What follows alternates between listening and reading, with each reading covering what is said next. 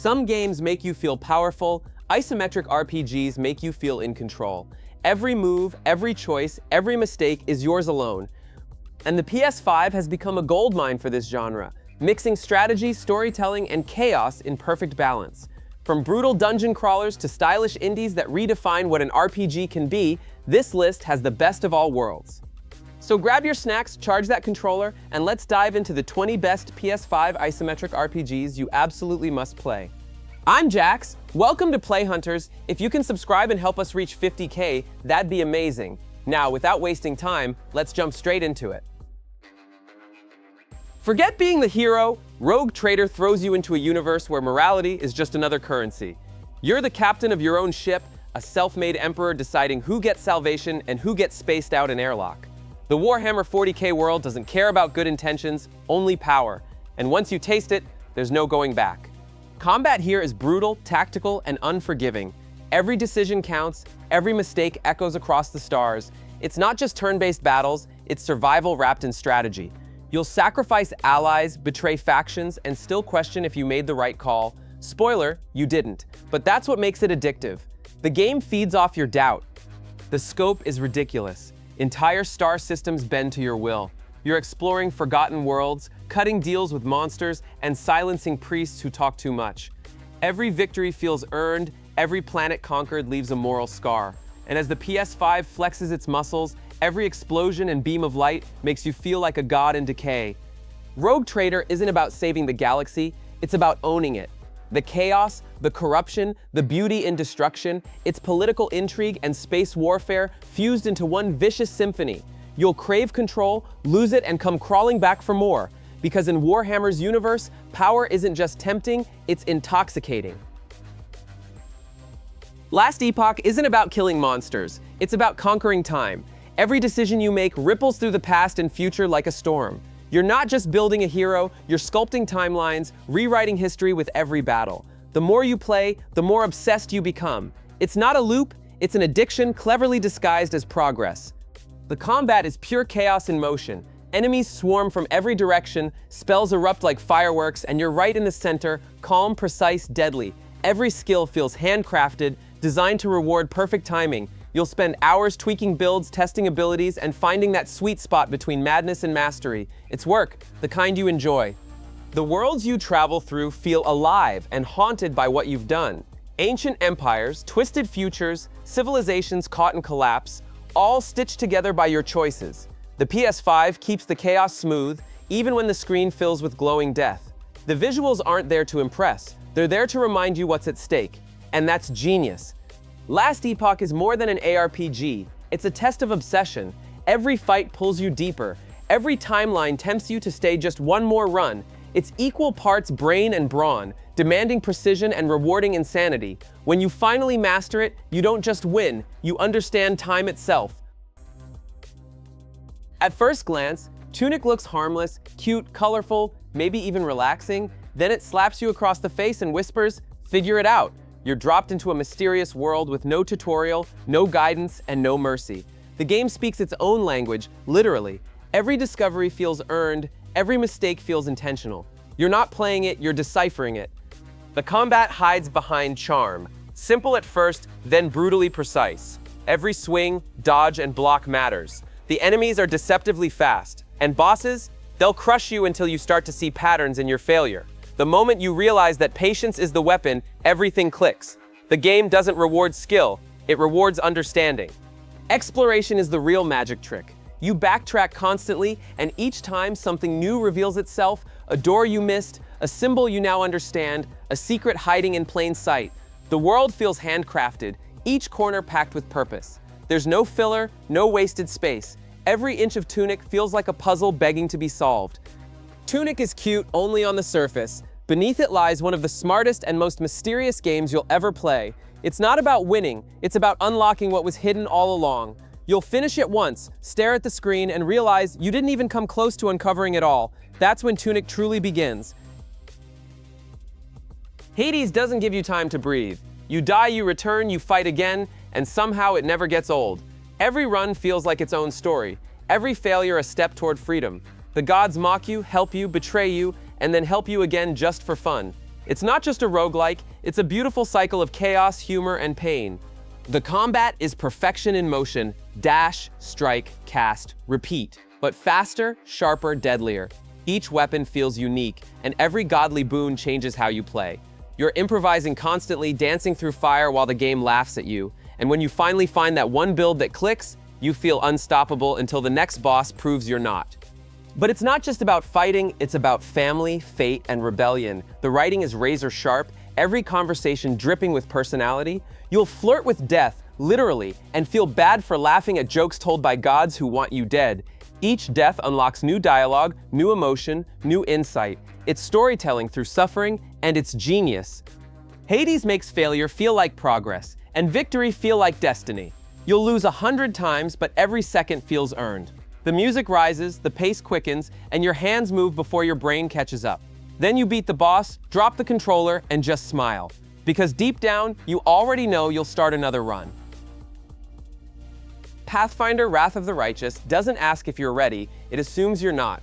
This isn't a casual fantasy adventure. It's a 200-hour war between heaven and hell, and you're stuck in the middle. You're not just rolling dice, you're shaping destiny. One impossible choice at a time. The line between hero and monster blurs fast, and sometimes you stop caring which side you're on. The depth here is unreal. Every ability, every class, every moral path feels like its own game. You can command armies, romance demons, or become one. Every playthrough twists the world in a different direction. The story reacts to everything, even your worst decisions. It's freedom at its most dangerous, and that's exactly why it's brilliant. Combat is tactical chaos. Turn-based or real-time, you control how the battlefield breathes. Spells light up the screen, enemies swarm, and somehow it all makes sense. You're constantly balancing risk and reward, praying your party survives another encounter. When the final blow lands and you realize what it cost, that's when the game really hits you. Wrath of the Righteous isn't just an RPG, it's a commitment. It's massive, demanding, and completely worth the effort. Every victory feels earned, every failure has meaning. It doesn't hold your hand, it hands you a sword and dares you to survive. You won't finish this game unchanged, and that's the point. Diablo IV doesn't wait to scare you. It drags you into the mud and makes you crawl. The opening alone feels like a sermon from hell. You're not a chosen savior, you're just another broken soul trying to stay alive while the world falls apart. The tone is darker, the blood thicker, and every demon you slay feels personal. This is Diablo stripped back to its cruelest form. The combat is savage poetry. Skills explode with power, enemies die in chunks, and the DualSense makes every strike hit like a hammer. It's fast, brutal, and designed to make you feel unstoppable until you're suddenly not. The loot loop pulls you in. The world refuses to let you go. One more dungeon becomes 5 more hours. You're hooked before you notice. Sanctuary has never felt this alive or this doomed. Villages burn, whispers spread, and the landscape itself feels cursed. You're not saving this world, you're surviving it. Each class feels incredible, from the Sorcerer's Storms to the Druid's Fury. The customization runs deep enough to drown in, and that's exactly what you'll do, happily. Diablo IV is temptation disguised as perfection. It feeds on your greed, your ambition, your curiosity. Every chest, every quest, every glowing drop keeps you hungry. You'll tell yourself you're done, then a new legendary drops and you're right back in. It's not just a game about hell, it is hell, and it's glorious. Warsaw, 1905. A city divided by power, secrets, and something not quite human. The Thaumaturge throws you into a world where demons walk beside detectives, and every truth costs a piece of your sanity. You're not saving anyone, you're manipulating them, bending souls to your will for answers you may regret finding. It's gritty, elegant, and completely unnerving. Combat is a psychological duel disguised as turn-based strategy.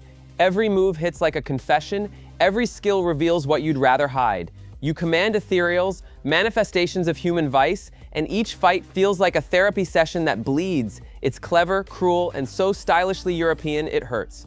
When you win, it doesn't feel heroic, it feels wrong, and that's the hook. The city itself is a character, cigarette smoke, street lamps, and guilt on every corner. You walk past priests who've lost faith, and policemen selling souls for promotion. Every choice pulls another thread, and the web tightens around you. The game doesn't ask what you believe, it asks what you'll sacrifice to prove it. That's its dark charm. The Thaumaturge is detective fiction injected with sin and superstition. It's slow, tense, and soaked in moral decay. By the end, you're not sure who was manipulating whom, the demons, the city, or you. It's the kind of story that lingers like a whisper you can't unhear, and you'll wish you could. Some games show adventure. Eriksholm makes you feel like you stole it. Set in a steampunk Scandinavia that never was, it's a world of gears, grime, and grief. You lead a band of misfits through cobblestone streets and rusted dreams in search of something bigger than freedom. Every choice matters, and every mistake writes another line of tragedy. The tactical combat is as brutal as it is beautiful. You're outnumbered, outgunned, and constantly improvising. Every turn is a gamble between hope and desperation. Enemies don't wait their turn, they punish hesitation. When a plan finally works, it feels like pulling off a heist under gunfire. And the game never lets you relax long enough to celebrate. But it's the story that cuts deep. It's about poverty, revolution, and how dreams get twisted when the world stops listening. The writing hits hard because it feels real. Every character wants something they can't have. The steampunk aesthetic isn't just style, it's a mirror for human greed and hope. You don't escape this world, you inherit its sorrow. Eriksholm, the stolen dream, is strategy with a soul. It's about plans that fail and people who don't. Every battle feels personal, every dialogue a confession. When the credits roll, you're left wondering if you won or just survived. And that question, that doubt, is why it's unforgettable. Sanity isn't your friend, it's your enemy. The Stone of Madness locks you inside a Spanish monastery turned asylum, where every choice pulls you closer to losing your mind. You command a group of fragile souls trying to escape, but the walls themselves feel alive. The clock ticks, your characters break, and paranoia becomes strategy. It's haunting in all the right ways. Each move feels like a test of control. The game mixes real-time tactics with psychological pressure, forcing you to manage chaos before it manages you. One wrong step, and your team turns on itself. You're juggling fear, faith, and survival while the world quietly falls apart around you. It's strategy at its most personal and most terrifying. The art style is deceptive. Bright colors mask the horror underneath. Every room feels like a memory painted by someone who forgot what peace looked like. You'll study the layout, plan the perfect escape, and still watch everything crumble because someone panicked. The tension never stops, it just gets smarter at hurting you. The Stone of Madness is not about victory, it's about endurance. You'll fail, restart, and swear you'll do better next time. But deep down, you know the asylum isn't meant to be escaped. It's a game about control, illusion, and the quiet beauty of losing both. Madness was never the goal, it was the design. CrossCode doesn't need photorealism to impress, it hits you where it matters, the heart. It starts as a simple sci-fi action RPG, then pulls you into something far more human. You play inside a futuristic MMO, fighting enemies, solving puzzles, and slowly realizing that nothing about this world or your place in it is what it seems. The combat is lightning fast and surgical. You dodge, aim, and chain attacks like a rhythm game on overdrive. Each ability feels handcrafted for flow, not flash. Every battle demands focus, hesitation is death. When everything clicks, you're not just fighting, you're performing. It's the kind of gameplay that feels designed for pure satisfaction. The puzzles are just as intense. They're clever, logical, and woven seamlessly into the world. You'll stop mid-fight just to think, then smile when the solution finally clicks. The story quietly grows behind it all, funny, emotional, and self-aware without ever feeling forced. By the time you notice you care, it's too late. You're already invested. CrossCode is nostalgia reborn with modern precision. It captures the magic of old-school RPGs but refuses to live in the past. Every character, every boss, every puzzle piece feels crafted with love. It's not trying to be epic, it just is. And when it ends, you'll wish there was still more game left to discover. Ruiner doesn't just throw you into a cyberpunk world, it punches you straight through it. The city bleeds neon and corruption, every alley pulsing with violence. You're not a hero, you're a weapon wrapped in wires and rage. The story unravels like a fever dream about control, revenge, and what happens when you lose both. It's not subtle, it's hypnotic. The combat is pure chaos, but in the best way. You dash through bullets, swing blades faster than thought, and drown enemies in red light. It's fluid, vicious, and deeply satisfying. Every fight feels like a test of instinct. You can't play safe, you have to commit, and the game punishes hesitation. It's not fair, but neither is the world it builds. Underneath the adrenaline, there's tragedy. The deeper you go, the more the game starts talking to you, literally. Voices break the fourth wall, mocking your choices, questioning your purpose. The soundtrack turns every battle into an industrial symphony, and the rhythm keeps you from thinking too hard. Because if you do, it hurts. Ruiner is short, sharp, and unforgettable. It's a story told through violence, a character study told through chaos. Every frame feels handcrafted to pull you into the noise. When the credits roll, you don't feel like you finished something, you feel like you escaped it. And maybe that's the point. Bastion starts quietly, then the world builds itself beneath your feet. You swing a hammer, the ground forms around you, and a voice begins to tell your story. That narrator isn't just talking about you, he's watching you, commenting, reacting, almost judging, and in minutes you realize you're part of something rare, a game that feels alive. The combat is tight, snappy, and perfectly balanced. Every weapon sings in its own way, from close-range brawlers to long-distance precision tools. You can mix, match, and experiment until you find your rhythm. It's fast, it's fun, and it never gets old. The way the game ties its mechanics to the world's rebuilding is nothing short of brilliant. But it's the emotion that sneaks up on you. The narration turns simple actions into poetry. You start to care not because the game tells you to, but because you feel it. The ruined world starts to matter. Each piece you rebuild feels like an apology for what was lost. It's beautiful, melancholic, and deeply human beneath all that color. Bastion is proof that storytelling and gameplay don't have to compete. They can dance together. Every swing, every word, every note feels deliberate. By the end, you're not just restoring a world, you're rebuilding hope. It's one of those rare games that ends quietly but stays in your head for days, whispering, "What would you rebuild?" The Ascent doesn't start slow, it throws you into the dirt and tells you to climb. You're a disposable worker in a cyberpunk city that eats people faster than machines can replace them. The rain never stops, the neon never fades, and the violence feels endless. Every mission is a fight for survival, not against monsters, but against the system itself. Combat is relentless and explosive. Twin-stick shooting meets chaos, and every corner hides something waiting to kill you. You'll dodge between laser fire, toss grenades, and pray your shields hold. The game rewards aggression, hesitation gets you killed, and when the smoke clears, the silence feels heavier than the gunfire that came before. The world design is absurdly detailed. You're walking through alleys filled with steam and desperation, markets run by cyborgs, and towers that scrape the sky. The city isn't just a setting, it's a living thing that wants you gone. The PS5 makes it shine, every reflection and explosion dripping with life and decay. It's claustrophobic and beautiful at the same time. The Ascent is about clawing your way up from nothing. No destiny, no prophecy, just survival. Every credit earned feels like blood money, every ally like a future betrayal, but that's the beauty of it. The chaos, the greed, the grime, it's all part of the climb. And when you finally reach the top, you'll realize it wasn't escape, it was evolution. Disco Elysium isn't an RPG, it's a breakdown disguised as one. You wake up hungover, half-naked, and fully broken, staring at a world that's already given up on you. The game doesn't hand you power, it hands you questions. Every conversation is a mirror, and every choice cuts a little deeper. You're not here to save the city, you're here to survive yourself. Dialogue isn't just writing, it's warfare. Every skill in your head talks back to you. Arguing, insulting, seducing, reasoning, the game doesn't just give you options, it forces you to justify them. You can fail spectacularly, and it's still worth it. Because Disco Elysium isn't about success, it's about honesty. And honesty hurts. The city of Eriksholm is a masterpiece of despair. Graffiti, cigarette smoke, forgotten revolutions, everything feels alive, even when it's dying. The people you meet aren't NPCs, they're ghosts pretending to live.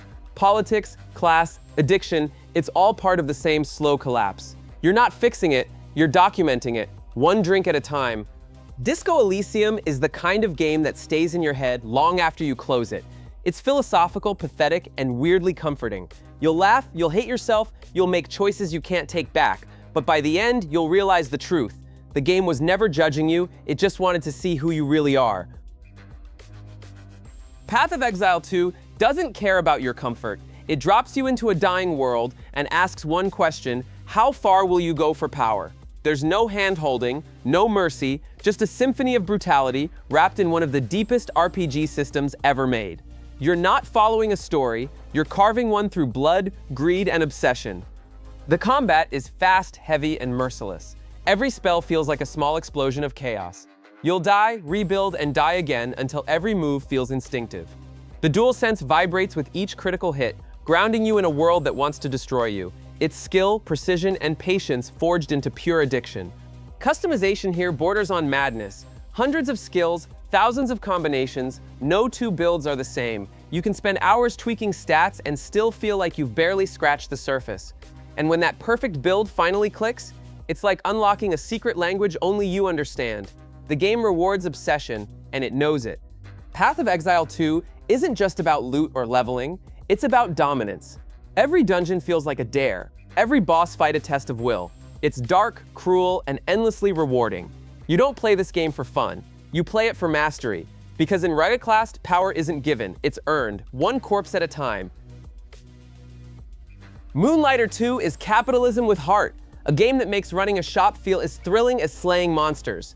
By day, you're a merchant selling loot to adventurers. By night, you're the one raiding dungeons to get it. It's a perfect loop of greed and glory, and somehow, it never loses its charm. The gameplay flows like a rhythm, you can't stop humming. You fight, collect, price, and sell, every step feeding the next. Combat is fast, stylish, and surprisingly deep. You'll plan your dives carefully, learning enemies' patterns and picking your battles, and when you return home alive, it feels less like success and more like survival. But Moonlighter 2 adds weight to every choice. Customers remember prices, rivals undercut your shop, and the economy lives even when you're not playing. Managing your business becomes its own kind of strategy. You're balancing ethics and profit while deciding if that rare item is worth keeping or selling your soul for. The charm hides the danger. Moonlighter 2 is deceptively relaxing, but underneath it's about ambition and risk. The line between adventurer and entrepreneur blurs beautifully. You'll lose gold, lose gear, and somehow keep smiling. Because every trip into those dungeons isn't just business, it's personal. No Rest for the Wicked doesn't hold your hand. It throws you into the dirt and tells you to bleed. This is a world where faith is fragile, corruption is holy, and every swing of your weapon feels personal. You're not saving kingdoms, you're cleaning rot from their bones. The tone is dark, grounded, and beautifully cruel. Every scar tells a story. The combat feels heavy, deliberate, and honest. There's no button mashing, no escape through luck, just skill and punishment. Every fight is a dance with danger, where one mistake means death. The enemies don't wait for you to recover, they move like predators that smell fear. You'll die a lot, but you'll also learn faster than you ever thought possible. The world itself is breathtaking in its decay. Forests hide corpses, towns whisper secrets, and light feels like it's losing the battle. The PS5 captures every ounce of detail, from flickering torches to the glint of blood on cobblestone. You're always walking the line between awe and dread, and the balance is intoxicating. No Rest for the Wicked is a spiritual successor to Pain, but the beautiful kind. Every battle feels meaningful, every loss like a lesson. You're carving your own redemption out of chaos, and it's hard to look away. This isn't a game about victory, it's a game about surviving long enough to earn it. The Precinct doesn't start with explosions, it starts with silence, the kind that sits heavy over a city that's already lost its soul.